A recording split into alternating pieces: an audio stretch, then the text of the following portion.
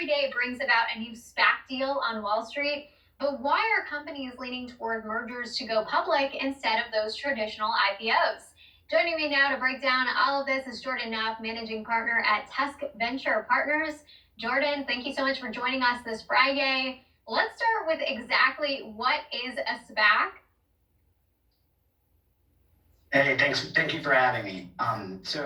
Whenever we tend to think about the benefits or drawbacks of a SPAC versus an IPO, it tends to involve several different elements. So with a SPAC, in particular, there are some key drivers that we believe really are fueling the growth of SPACs being launched and the appetite by startups and their underlying investors to choose that path forward. A lot of that has to do with timing. And so the speed to which they can access those public markets tends to be much faster with a SPAC relative to a traditional IPO. The second piece is with regards to the process involved, and that really is how much time does this take away from the CEO and the underlying management team and getting ready to access the public markets. And the third piece really comes down to the strategic alignment between the executive management team put in place at the SPAC and if that's a good fit for the underlying portfolio company. One of our underlying portfolio companies is a company called Latch that recently agreed to do a SPAC transaction with Tishman Speyer, which is a longtime client of theirs. So that's an example of some really good strategic alignment whenever you can continue to develop that relationship with an existing client to help access new markets and really continue to get that additional fueled growth. So interesting. Thank you so much for that breakdown. So why do you think it is that companies are choosing mergers with blank check companies right now instead of going that traditional route as far as IPOs go? Yeah, it's a really interesting question, and I think that it's a trend that's not likely to go away anytime soon. There's long been a lot of outspoken venture capitalists that really have been voicing their opinion about displeasure with the traditional IPO process and really speaking their mind about wanting change and wanting innovation within this rather antiquated access to public markets process.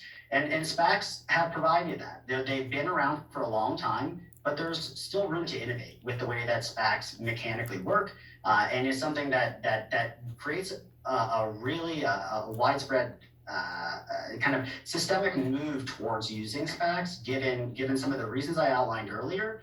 But also, it does represent a move to shorten the time that companies stay private. Like the last year, it sounds like a lot of people were talking about how private companies are staying private longer and what that's doing to the market. And we're really seeing a reversal of that occur with SPACs. And what that's doing is taking a bite out of what would be a later round of financing, primarily fueled by growth equity in lieu of going public via a reverse merger through a SPAC.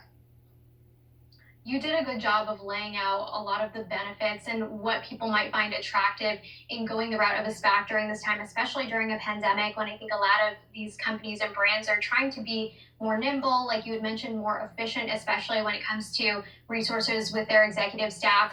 But is there in particular a bad time when a company should not be looking to take this route when it does not make sense? That's a great question, and it's one that hopefully a lot of these companies are asking themselves. Given the proliferation of SPACs, we've seen a tremendous number of new vehicles launch in the last 12 months, and as I mentioned before, that people should be looking for that alignment with the management team in place at the SPAC. So if they provide a lot.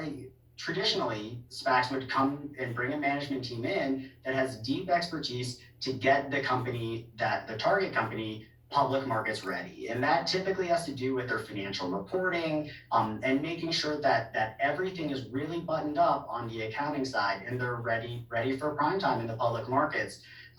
That's not going to be the case. There are going to be less experienced managers and management teams out there approaching target companies. And I think that every founder out there should really weigh the pros and cons greatly in their mind because this is a really large decision and it's something that their path to the public markets shouldn't be skewed by exuberance in the market in any which way.